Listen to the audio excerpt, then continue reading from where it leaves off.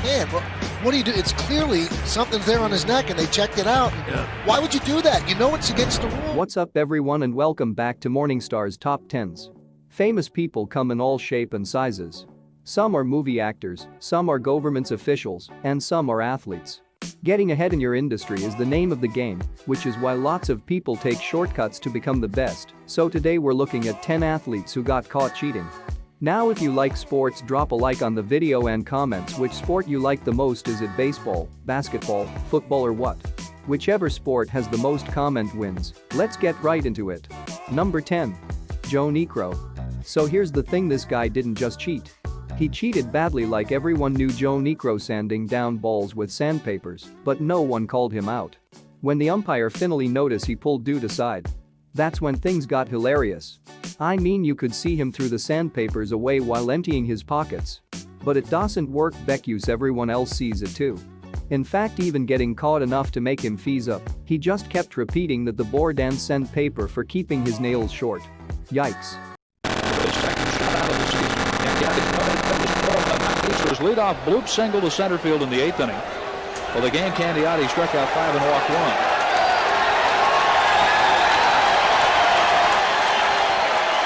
They are inspecting Phil Niekro. He's out of there. He's been kicked out of the game.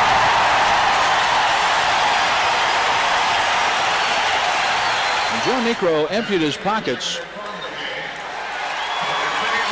They kicked him out of the game.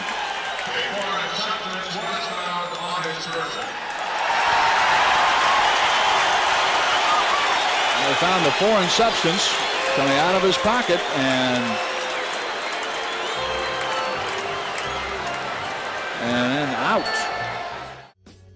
Number 9. Michael Pineda.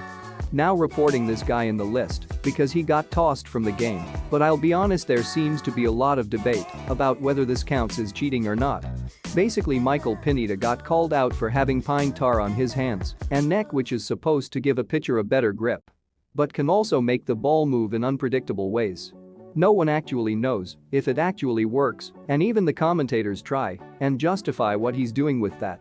Said he did get thrown out of the game, so I'm guessing the umpire definitely had his mind made up. Now they're checking his back.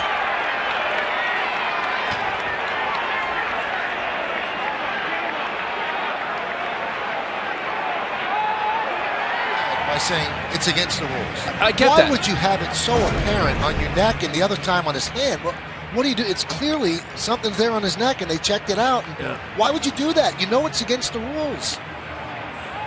And you just had a major incident against this very same team and you realize they were going to be looking. It makes no sense to me. I mean, we've talked. Number 8. Tonya Harding. Figure skating isn't exactly the most popular sport in the world, but this scandal is so big that's even bet on the big screen. Everyone knows the story. Tonya Harding and Nancy Kerrigan, rivals in the Olympics, were coming up. So what happened? Tonya's husband and bodyguard teamed up to break Nancy's leg and ruin her chances of getting the gold. The thing is, it all went horribly wrong, with Nancy just getting a bruise and her winning silver in the Olympics. Both men got jail time with that. Said the real crime is that Tonya was banned from ever skating professionally again, even though she didn't know what had happened until afterwards.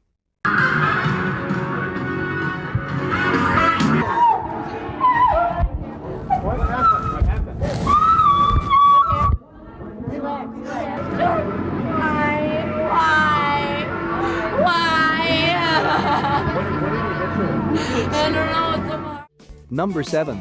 Dwight Howard. Now this is a weird one because it's hard to note this guy didn't know the rules or if he just didn't care. I mean, the ball had to be swapped in this game when officials noticed it was covered in stick. But they obviously didn't know which player was responsible with that. Said it didn't take long for it to come out, and it was Dwight Howard, and his reaction was pretty funny. Like he just straight up admitted to doing it every single game. And even though the NBA said it was illegal, he just couldn't understand why it was such a big deal. He's really a well-rounded player. In that first game, the Rockets had a 19-point lead early in the game, and Millsap's telling him to look at the ball. Must be sticky.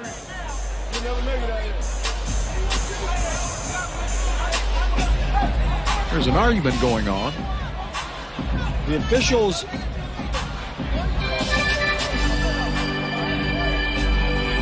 Officials are saying that Stickum is illegal, and the ball has Stickum on it. And so they're going to have to exchange the ball, and the officials have warned both teams that Stickum is illegal, do not use it. Well, Number 6. Fernando Vicente. It's important to remember that it's not always the players who are cheating, sometimes it's the bosses who are to blame. I mean, this Spanish boss had a winning basketball team in the Paralympics. But something just wasn't right. Basically 10 of the 12 team members weren't disabled at all, but had tons of fake certificates, saying they were intellectually handicapped. In fact, the truth only came out when their pictures were in the paper, and readers who knew them said they had IQs way above 70. So the medals were returned, but still you have to be pretty low to fake. Something like that just for the gold. When it comes to outrageous athletic misdemeanour, and in the process brought shame upon a whole nation. We were encouraged to pretend to be stupid. October the 24th, 2000, and it's the grand final of the intellectually disabled basketball competition for players with learning difficulties. It's Russia versus Spain. However, the Spanish have a secret advantage. 10 out of the 12 of them are perfectly normal, putting it on in the hope of winning gold. Number 5. Brandon Jennings.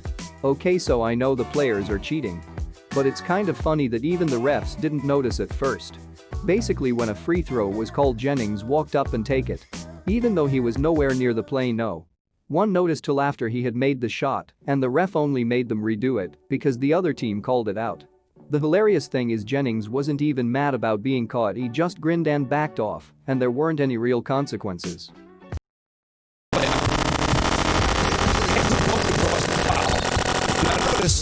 Brandon Jennings isn't even a part of this play. Bogut is the one who got fouled. Jennings is an 81% free throw shooter. He walks to the line. Bogut, a 59% free throw shooter, he walks underneath. The Bucks are trying to pull a fast one. Nobody notices, including the ref. He gives Jennings the ball. Jennings shoots the free throw and makes it. And then people start to figure out, hey, wait a minute, man. He wasn't even involved. And Jennings like, what did I do? Number 4. Sal Alosi. I've already said that it's not always just players in the wrong. And this is another case of the coach causing bad behavior. Apparently, the coach told 5 members of the Jets to form a human wall on the sidelines just to influence where the Dolphins gunner would go. Once he was right where he wanted him, the coach shade up tripped the gunner and sent him sprawling on his face. The thing is, even once the plan came out, nobody could actually decide for certain which parts broke the rules and which didn't. In fact, people still can't agree, so feel free to fight it out in the comments. He is on. He is on the Jets sideline. Boy, it looked like he got tripped by one of the members of the Jets staff. Well, this is just uncalled for in the NFL. Watch the knee here being stuck out on purpose to trip up Nolan Carroll. Not sure who that person is, but they should be ashamed of themselves for that type of action. That has no place in any athletic event. Number 3. Ryan Mattis. Now it's obvious from this list that certain kind of cheats happen more than others. Because this is the second baseball clip that ends with someone being thrown off for pine tar. Well, I guess it's not exactly true because they didn't say it was pine tar. But either way, pitcher Mattis was removed for having a quote-unquote foreign substance on his arm. The crazy thing is, this happened less than a year after Pineda was removed for the same thing. And just a week after another player was caught doing it too. So yeah, it looks like the MLB definitely has a reoccurring problem. It's going to be an awkward conversation. He's been thrown out of the game. Brian Mattis becomes the second big league pitcher this week to get thrown out of a game for a foreign substance on his arm. Mattis thrown out in a scoreless game in the 12th.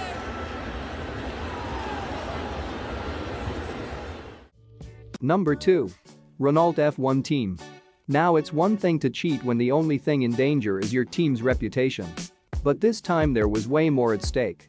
Basically, the 2008 Grand Prix was fixed by Renault, and the way they did it put their own drivers, the other drivers, and even the audience in danger.